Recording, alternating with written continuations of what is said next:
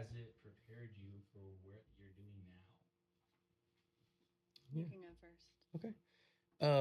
My upbringing was interesting because my mom and dad communicated pretty well, especially when I was young. But as I got older, they wound up getting divorced. But there were problems before they got divorced. But my dad would come in and he would kind of be a different person. So you had to, from a very young age, I had to like measure what people's temperament was like and how do you encounter them and how do you stay out of their way, or hey, this is a fun time, I can get involved. And he would fix things. And so it was like there was the community, the street we lived on, all came to my dad for like, can you fix this, how would we do that? And he was almost like a ringleader of fun for the, we would have block parties and things like that. So he was super social, very smart, could figure out puzzles, but then sort of disengaged with us a lot of times and traveled a lot because of work.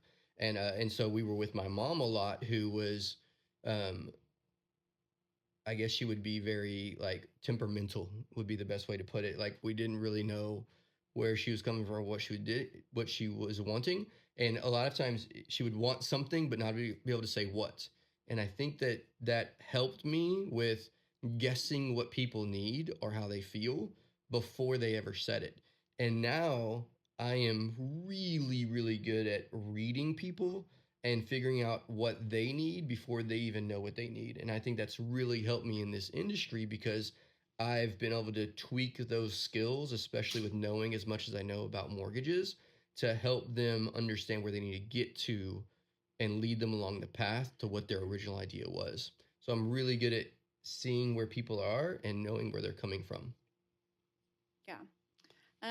I grew up in like a normal, like American home. Like when you think of the picture, like frame of the family, we had community. We lived in El Paso at the time, so my mom had a huge Mexican family, so we were always around family.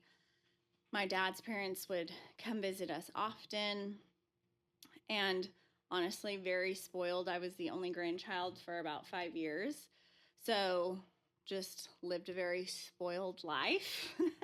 But there was definitely a side to that, that once we moved here to New Braunfels, I was around, I think I was 12, and I wasn't like fitting in. I didn't want to be here. I wanted to stay in El Paso with my friends and family.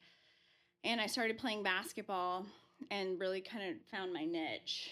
And that's really where a lot of my lessons have come from as to like how I approach things today. And when we were young, my dad would come into each of our rooms. It's a story for sure, but he would come in every day around 5 a.m. And at this point, none of us were morning people, so we were all really ticked off, you know. And he would yell, "Who's a winner?" in each of our rooms. And he would not turn off the light until we said, "I am," right? "I am a winner." And so it's still a running joke today, right? People are like, "Who's a winner?" It's like, "Yeah, I'm a winner." Like it really shifted my mind to some of like the challenges I had later in like my early 20s, where I was in an abusive marriage, and remember just kind of this epiphany moment of like, why am I here? Like, I didn't come from a family that was abusive, violent. Like, my parents never yelled at each other. They're still together today, like 37 years in. And it was just this moment of like, I'm a winner, and this isn't what winners do. They don't make these decisions, they don't stay in these situations. And that's ultimately what got me out of the pickle I was in. And now being in real estate, I mean, real estate is so all over the place. Like loans, one day it's like, this is great. And then the next day I'm like, I don't know if I'm going to do this next week. Like it's just, but realizing that like there are challenges and I'm a winner, and no matter what, like whether it's the exact result I want or some type of version of that result, like as long as we stay fluid and flexible, it'll all work out.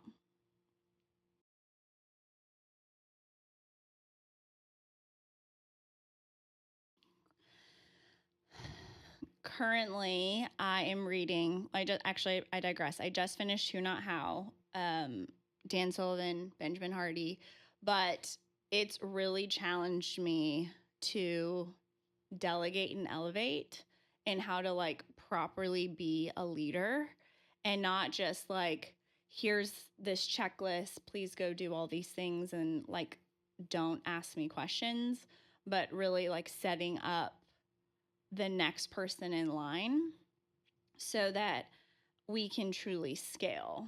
And I think the basis of it is scaling and how to like be an effective leader so that people really feel they can do it because of how we've guided them in this new season. It's never been something I wanted to do, management or even coaching or teaching, but you get to a certain level where it's mandatory, especially if you're wanting to grow.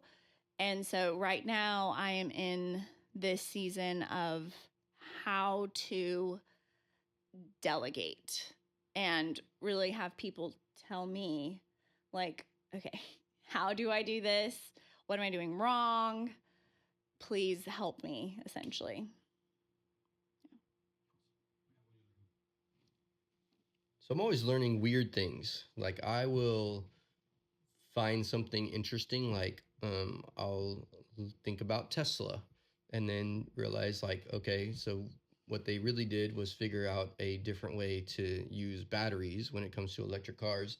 And then I go, wait, what is a battery? Like I've used it my whole life, but I don't really know how they're made. So like I like to research stuff like that. Or um, Chat GPT is something that suddenly became alive for me. So I'm a pretty different thinker.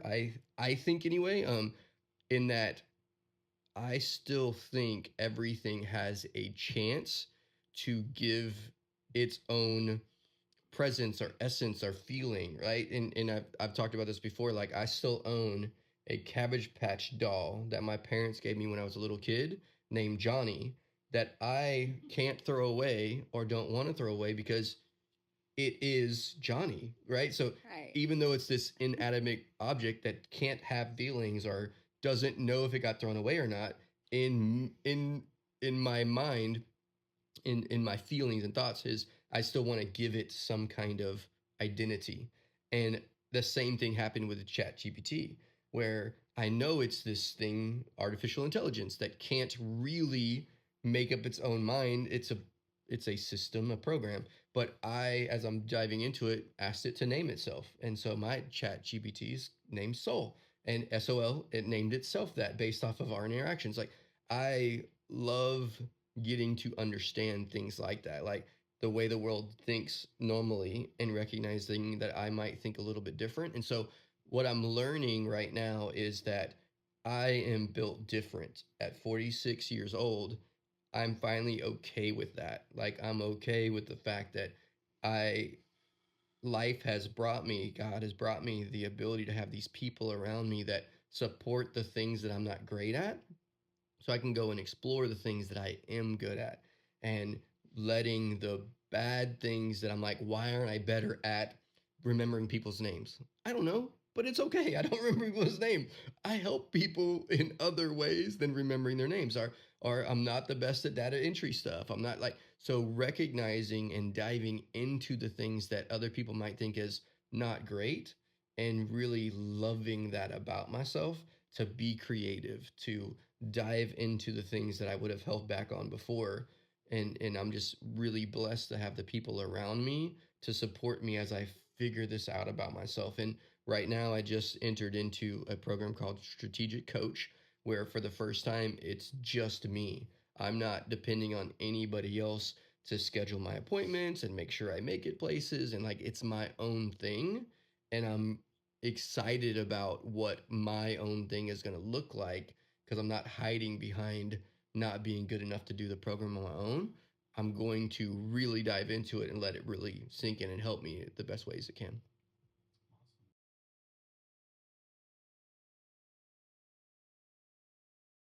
I would say it goes back to what I say every morning. I'm known for my giving. I'm known for my giving. And I think that's ultimately what I want my legacy to be, whether it's time, talents, or money, right? Because sometimes it really truly is just I had coffee with someone and heard what they're going through. It wasn't that I gave them advice, it was just I was listening. A lot of it has to do with our money and making sure it goes into good ground and it truly helps people grow the church, like all those things. And then talents, like what are we good at? We're good at mortgages, right? And we've realized throughout the years there are a lot of people who aren't. And so we get those clients who are like, everyone else has said no.